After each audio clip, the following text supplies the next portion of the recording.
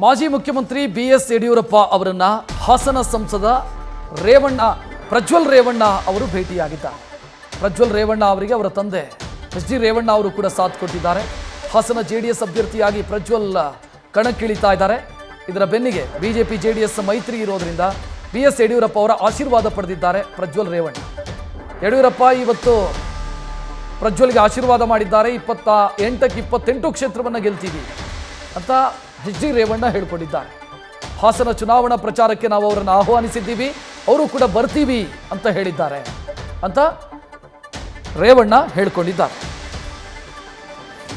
ರಾಜ್ಯದ ಮಾಜಿ ಮುಖ್ಯಮಂತ್ರಿಗಳು ಹಿರಿಯ ನಾಯಕರು ಆದಂಥ ಸನ್ಮಾನ್ಯ ಯಡಿಯೂರಪ್ಪ ಸಾಹೇಬರು ಹಾಗೂ ನಮ್ಮ BJP ಪಕ್ಷದ ಯುವ ಮುಖಂಡರು, ರಾಜ್ಯದ BJP ಅಧ್ಯಕ್ಷರಾದಂಥ ವಿಜಯಣ್ಣರನ್ನು ಸಹ ಇವತ್ತು ನಮ್ಮ ಜಿಲ್ಲೆಯ ಏನು ಇವತ್ತು ಇಡೀ ದೇಶದಲ್ಲಿ ಮೋದಿಯರನ್ನ ಪ್ರಧಾನಮಂತ್ರಿ ಮಾಡಬೇಕು ಅನ್ನೋ ಒಂದೇ ಉದ್ದೇಶದಿಂದ, ಅದರಲ್ಲೂ ವಿಶ್ವದಲ್ಲೇ ಒಬ್ಬ ಪ್ರಧಾನಮಂತ್ರಿಯರು ದೊಡ್ಡಣ್ಣ ಅನ್ನೋ ಪರಿಸ್ಥಿತಿ ಬಂದು ಅವರು ಇದ್ದಾರೆ.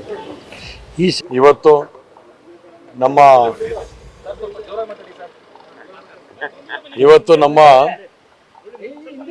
ಯಡಿಯೂರಪ್ಪ ಸಾಹೇಬ್ರನ್ನು ಮತ್ತು ಹಾಗೂ ವಿಜೇಂದ್ರಣ್ಣನ್ನು ಇಬ್ಬರನ್ನು ಕೂಡ ಭೇಟಿ ಮಾಡಿ ನಾವು ಹಾಸನ ಜಿಲ್ಲೆಯಲ್ಲಿ ಏನು ಒಂದು ಮೈತ್ರಿ ಪಕ್ಷದ ಕೂಟದ ಒಂದು ಅಭ್ಯರ್ಥಿಯಾಗಿ ಒಂದು ದೇವೇಗೌಡರು ಸಾಹೇಬರು ಸೂಚನೆ ಮಾಡಿದ್ದಾರೆ.